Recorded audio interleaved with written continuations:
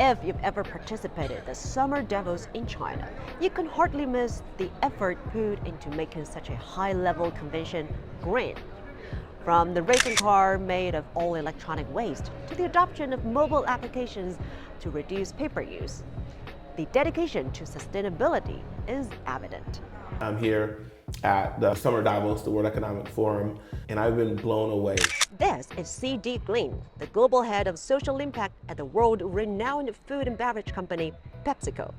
I had the opportunity to talk to him during the 15th annual meeting of the new champions held in Dalian and learned about some fascinating technologies used to reduce environmental impact. So when you get those great Lay's potato chips, they're thin and they're crispy and they taste fantastic, but they had skin on them, right? Potatoes had peels. So usually you could think about those potato peels being thrown away as a waste product. But now we've been able to revolutionize technology to take those potato peels and turn them into energy. So the same factories that are producing great Lay's potato chips are also being powered by the potato skins from those same potato chips. After I leave here in Dalian, I'm going to Shandong to look at programs that we have with potato producers there. So we have 2 plants that will be using this biogas, biofuel from potato skins to power up a potato chip factory.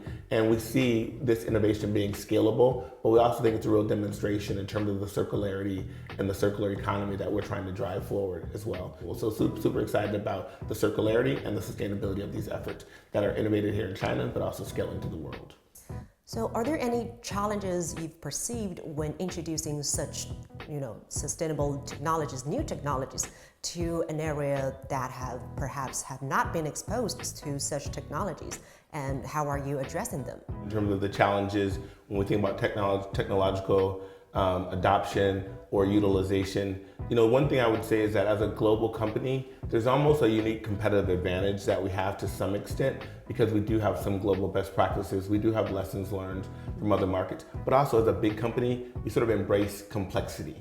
But there are 3 things that's really been successful in terms of meeting the challenges for technological adoption and really social impact in communities here in China. One thing is really thinking about local relevance. How are we listening and learning from the Chinese communities and then looking at social impact in a manner in which we're co-creating together? Another area is really around relationships. We can bring our business capabilities to communities to think about sustainable solutions that are long lasting, that aren't just charitable giving, but that are shared value, where we are addressing a societal need, but we're also creating business opportunity. Going forward, what do you envision for the future of sustainable business practices, and how are you planning to contribute to such vision? I think we set forward our global strategy, which is to be positive in our agriculture, positive in our value chains, and positive in the choices and the products that we put out.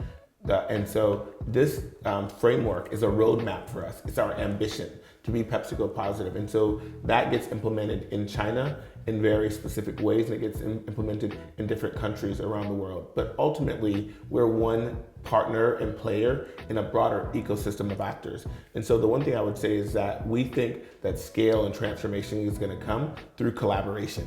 It's going to come collaboration with local communities, local government authorities, with national government, with international nonprofits, with community organizations. So the collaboration is really what we're really focused on, not going it alone, but also spurring technological innovation with other stakeholders, but also something really interesting is really through entrepreneurs.